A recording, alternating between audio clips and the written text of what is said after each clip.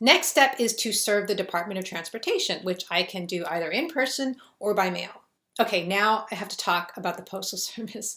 The Postal Service truly deserves a dedicated rant of their own, but I'll just get into one issue I have with them, which is how they've delivered my neighbor's mail to me for years. I live at 123 North Mockingbird Lane, but I get quite a bit of mail that belongs to 123 South Mockingbird Lane. We're in the same zip code, 2 blocks apart. I've always walked the misdelivered mail over to my neighbors. The last time I brought up these misdeliveries with the Postal Service, the supervisor asked me, "What do you do with the misdelivered mail?" I said, I take it to my neighbor. And she scolded me. "You're not supposed to do that because then we're not aware there's a problem." "I'm here telling you there's a problem. What would you have me do instead?" She instructs me to write wrong address on the mail and leave it out for my mail carrier. Okay. Not long after she told me that, I got an Amazon package misdelivered to me. I wrote on the box, "Wrong address," and left it outside my door for the mail carrier. They didn't take it. I thought maybe they didn't see that I had written on the box, so I put a big sign directly in my mail slot. The mail carrier still didn't take it. So no way I'm serving the Department of Transportation by mail. I'm going in person. When you serve them, there's nothing they have to sign to prove that you served them. It's just your word.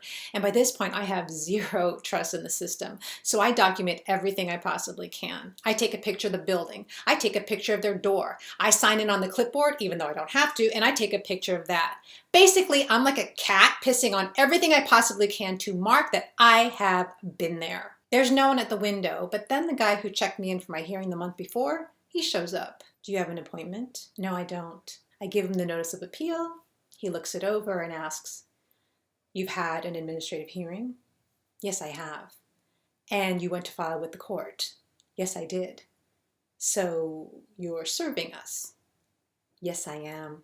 Now, I thought all the photos and video I had would have been enough to get the citation dismissed, but clearly they weren't because I'm having to go to court.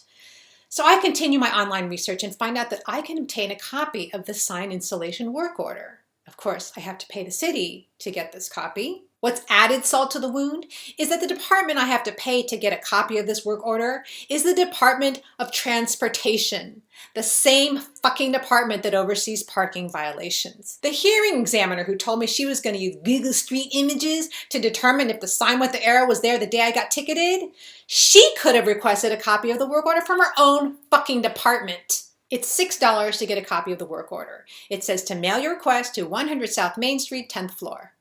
Nah, fuck the Postal Service. I'm going in person. I go to 100 South Main and take the elevator to the 10th floor. At the receptionist desk, I ask where I can submit a request for traffic documents. The woman looks at me suspiciously and says, "How did you get up here?" "I took the elevator." "You don't have a badge. You're not allowed up here." I tell her, "No one stopped me. I'm just here to drop off this request." She looks it over and says, "I don't know where that would go." I point on the form where it says 10th floor, traffic control records. Does that ring a bell? She says, "I'm just covering the desk right now, but you can leave it for the regular person if you want." Nah. I go back down to the lobby and approach the front desk that apparently should have stopped me from going to the 10th floor in the first place. I tell the security guard I need to drop off a request for traffic documents. He calls an extension and says someone will be with me shortly. A woman shows up a few minutes later. I give her my request form and a check for $6. At the bottom of the form, there's a section for them to fill out: date received, received by, and receipt number. I ask her if I could please get the receipt. She tells me, "You'll get the receipt when we mail you the work order." But the receipt is to prove that I submitted the request. Once I get the actual work order, I don't need the receipt. Susan, you're in an alternate universe where logic doesn't exist. The next day, I head back to the block where I was ticketed to make sure I have the best possible photos for my court date. As I'm parking, my cell phone rings. It's traffic control records calling to ask me which work order I want.